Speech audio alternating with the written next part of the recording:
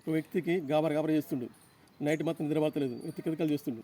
మనుషులు ఎట్నో అవుతుందని వాడు చేతబడి చేసిండు నాకు, అందుకని అట్ట అవుతుందని చెప్పి చేతబడడానికి పోయాడు.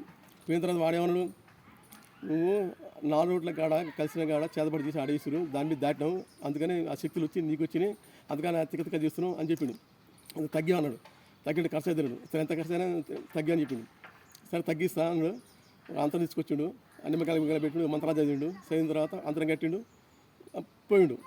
అయితే నెల తర్వాత తగ్గింది. ఎట్లా తగ్గింది? నమ్మకం మీద తగ్గింది. నమ్మకం మీద ఎట్లా తగ్గింది?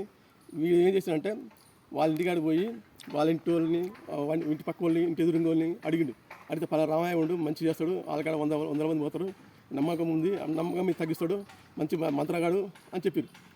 సరే అదే మాట నమ్మిండు. మళ్ళీ చుట్టాలు అడిగితే చుట్టాలు కూడా అదే ఆ మాట చెప్పారు.